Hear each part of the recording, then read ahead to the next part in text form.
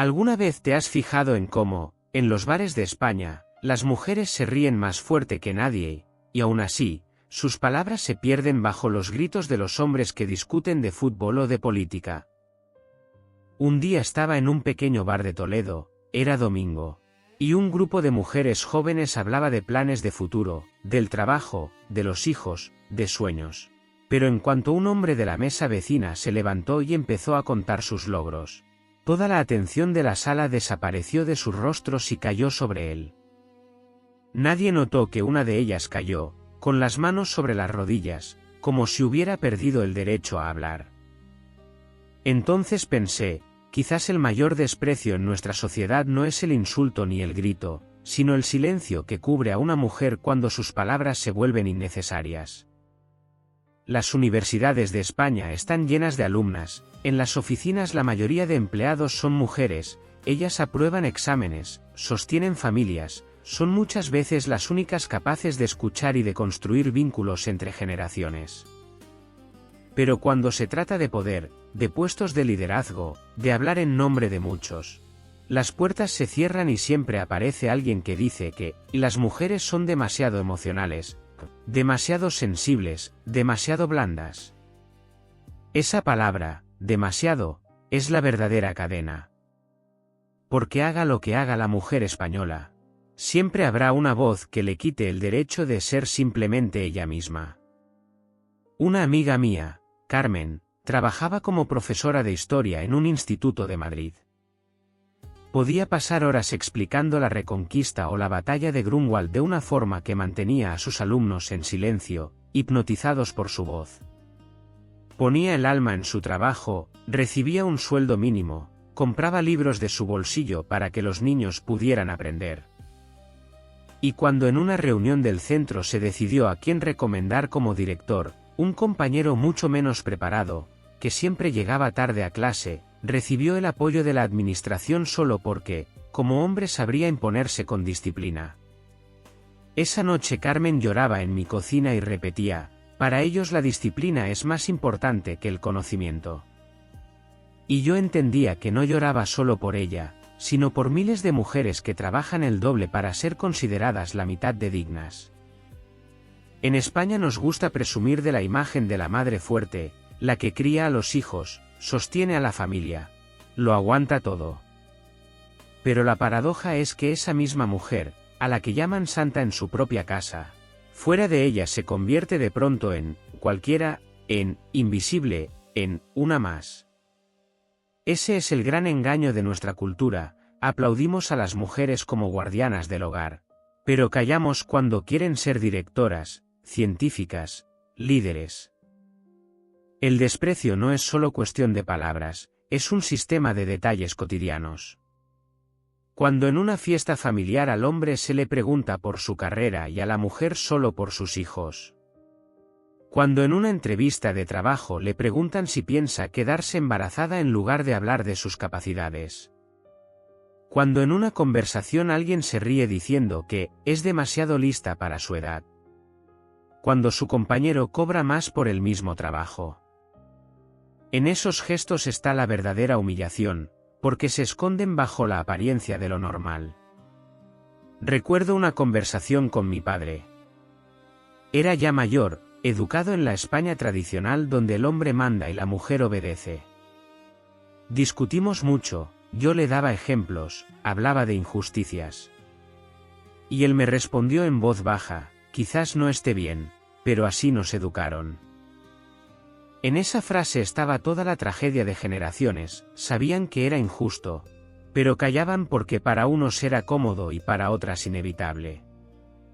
Hoy vivimos un tiempo en que las mujeres en España empiezan a exigir respeto a gritos, y la paradoja es que cuanto más alto hablan, más se las acusa de exagerar, de buscar problemas, de querer más de lo que merecen. Ese es el momento más doloroso, cuando la lucha por la igualdad se convierte en una excusa para despreciarlas aún más. No sé cómo hacer que cada hombre de este país mire a una mujer a los ojos y vea en ella a una compañera, no a una sombra útil. Pero sé que ignorar el problema solo profundiza la herida. Por eso quiero empezar con una pregunta sencilla. ¿Qué perdemos como sociedad cuando dejamos que las mujeres sigan siendo invisibles? Quizás el verdadero precio del desprecio no son sus lágrimas, sino nuestra decadencia común. Imagina una cena en una familia típica española. Una mesa larga, pollo al horno, niños gritando, los mayores discutiendo de política. A primera vista parece una escena de calidez. Pero si miras de cerca, verás que las conversaciones principales las llevan los hombres. Ellos compiten en quién sabe más, quién habla más alto. Las mujeres están al lado y participan solo cuando alguien las invita directamente. Mi tía, que fue contable durante 40 años y salvó a más de una empresa de la ruina, intentó una vez intervenir en un debate sobre economía. ¿Y qué escuchó? No interrumpas, estamos hablando de un tema serio. Se lo dijo su propio hermano, que jamás había llevado un balance contable. Esto pasa siempre, en familias, en trabajos, en la calle. Una mujer puede saber, entender, tener experiencia, pero un gesto, una risa, un exageras, basta para anularla. No hacen falta insultos, bastan esas pequeñas puñaladas que duelen más porque nadie las reconoce como ofensa. Y ella vuelve a casa con la sensación de que su voz nunca será importante.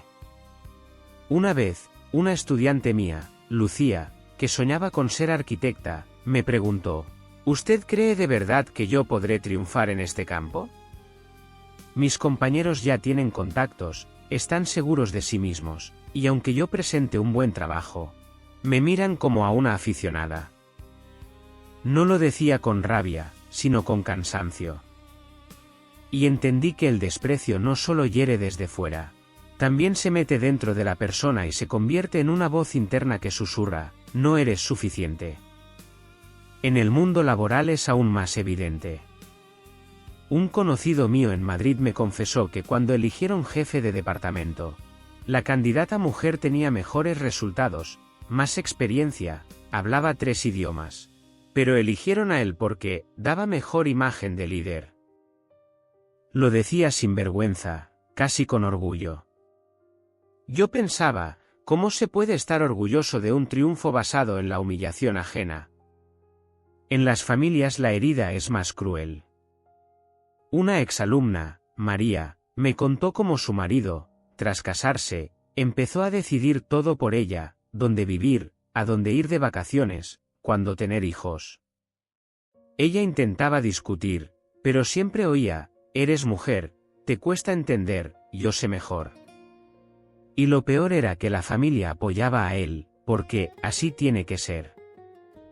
Al final se resignó, pero en su mirada quedó el vacío de alguien que ya no volverá a ser ella misma. Podemos hablar de progreso, de modernidad, de igualdad, pero la verdad es que el desprecio sigue vivo en la cultura, en las costumbres, en lo cotidiano.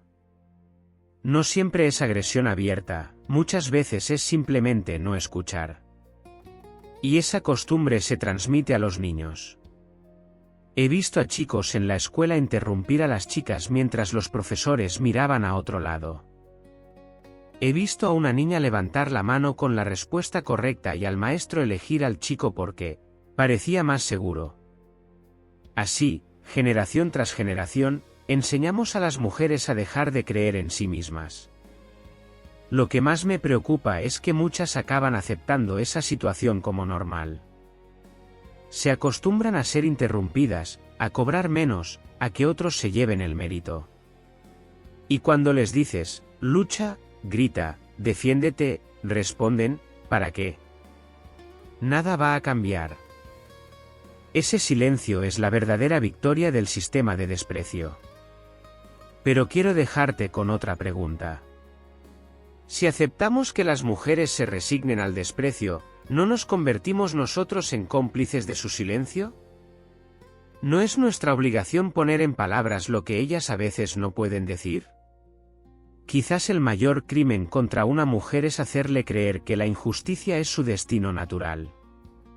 Cuando hablo con mis alumnas, siempre me impacta lo mismo: son a la vez fuertes y vulnerables.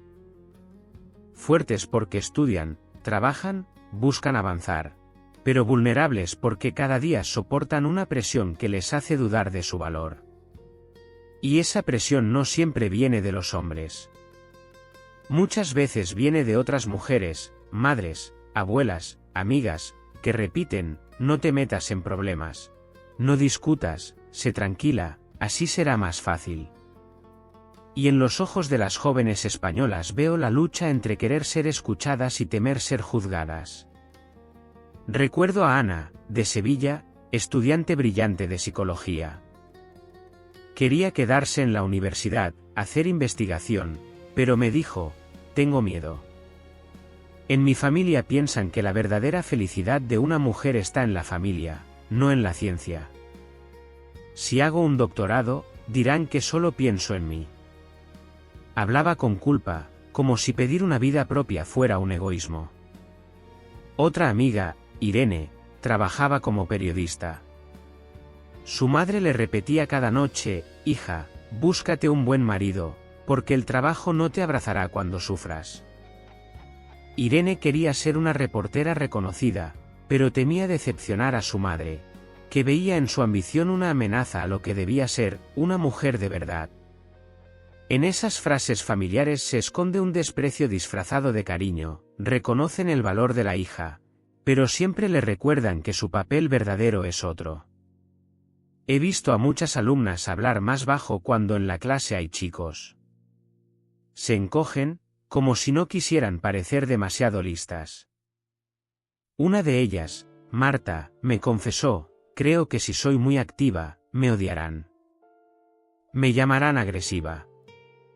Ese adjetivo, agresiva, es la etiqueta con la que se castiga a las mujeres que hablan fuerte. Al hombre se le llama decidido, a la mujer incómoda. Esa doble medida destruye la confianza de cualquiera. Y lo peor es que la sociedad las obliga a elegir entre mundos imposibles. Si se dedican al trabajo, las llaman egoístas. Si eligen la familia, las llaman dependientes. Da igual lo que hagan, siempre estarán equivocadas. Una vez escuché en una conferencia una frase que me marcó: las mujeres en España viven como si siempre tuvieran que demostrar algo. Miré a mi alrededor y vi muchos rostros que respondían con un silencio doloroso. Porque es cierto, siempre tienen que justificar cada decisión: por qué trabajan, por qué no, por qué se casan, por qué no, por qué tienen hijos o no los tienen. La carga del tienes que dar explicaciones se convierte en parte de su carácter.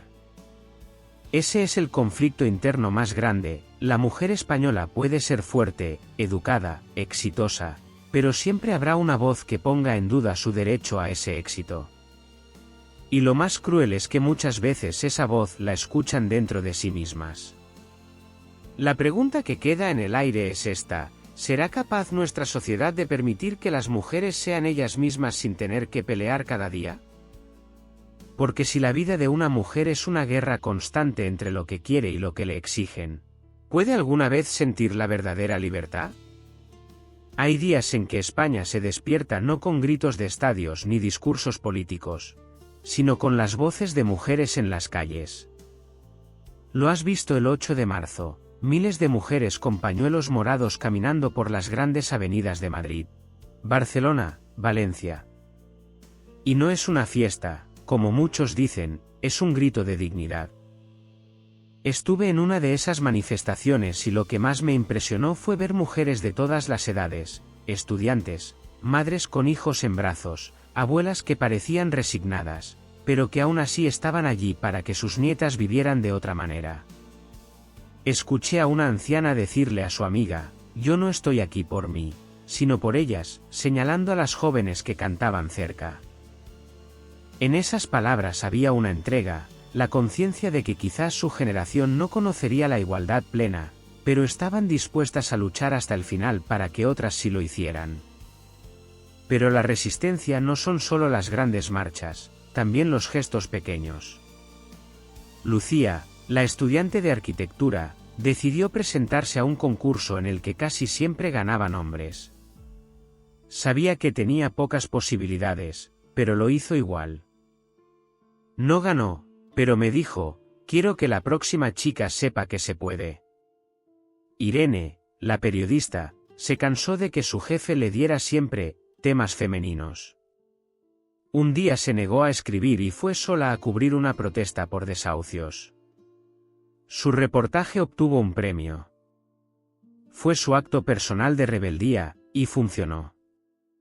Cada vez más mujeres hablan en redes sociales de discriminación, de humillaciones en el trabajo, de cargas domésticas injustas. Sí, muchas veces se las critica, se las llama problemáticas, pero sus palabras empiezan a escucharse. El muro del silencio comienza a resquebrajarse. Claro, la resistencia tiene un precio. Muchas pierden empleos, amistades, apoyo familiar. Pero siguen adelante, porque callar duele más que cualquier castigo. Una joven profesora me dijo una vez, si callo, traiciono no solo a mí, sino a mis alumnas. Estos gestos crean un clima nuevo. Cada vez más hombres empiezan a reflexionar. He visto a chicos acompañar a sus hermanas a las marchas, a amigos corregirse entre ellos cuando hacen un chiste ofensivo. No es una revolución, pero es un inicio. La cuestión ahora es otra, ¿está nuestra sociedad preparada para aceptar que el cambio no es una moda, sino una nueva realidad? Cada voz femenina que se escucha cuestiona la base misma de las viejas reglas, y esas reglas no se rinden sin lucha. La gran disyuntiva es esta, o apoyamos esas voces, o seguiremos viviendo en un país donde la mitad de la población debe demostrar todos los días que merece existir. Y esa elección marcará el futuro de España. Hay una escena que nunca olvidaré. Fue en un pueblo del norte de España, donde me invitaron a dar una charla. Después se acercó una mujer mayor, con las manos arrugadas y la mirada cansada. Me dijo, he pasado mi vida trabajando en una fábrica, criando hijos, ayudando a mi marido. Y aún así siento que mis años no cuentan, que nadie me ha visto nunca. ¿Sabe qué es lo peor? Que mi hija me dice lo mismo. Entendí entonces que el desprecio no es solo presente ni pasado. Es una herencia que pasa de madre a hija si no la detenemos.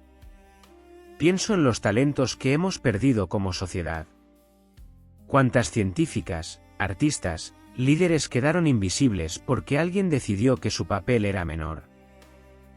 Nos enorgullecemos de nuestros genios, pero nunca nos preguntamos cuántos genios invisibles se perdieron solo por ser mujeres. Esa no es una tragedia femenina, es una pérdida nacional. Aún así, hay esperanza.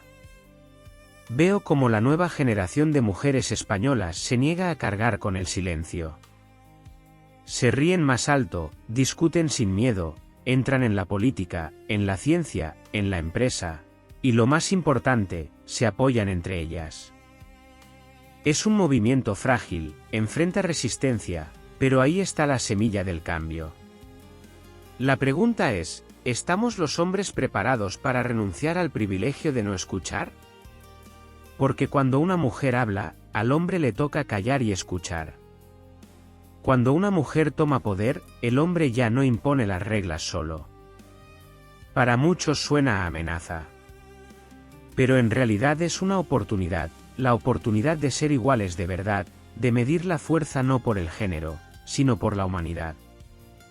Podemos llamar libre a una sociedad en la que la mitad de la gente lucha por ser vista. ¿Podemos presumir de democracia si toleramos la humillación como norma cultural? Creo que el verdadero progreso de España no llegará con más carreteras ni más universidades, sino cuando, en una cena familiar, una mujer pueda dar su opinión sin que la interrumpan. Cuando en el trabajo su conocimiento valga más que los prejuicios. Cuando en la escuela una niña crea que su voz cuenta. Los grandes cambios empiezan en esos pequeños gestos. Y aquí está la última disyuntiva, cada día elegimos entre repetir las viejas cadenas del desprecio o romperlas con nuestras palabras y actos. La cuestión es si estamos dispuestos a cargar con el peso de ese cambio. Porque si no lo hacemos, la próxima vez no saldrán miles, sino millones de mujeres a las calles, y entonces nuestro país tendrá que escucharlas ya no por elección, sino por obligación.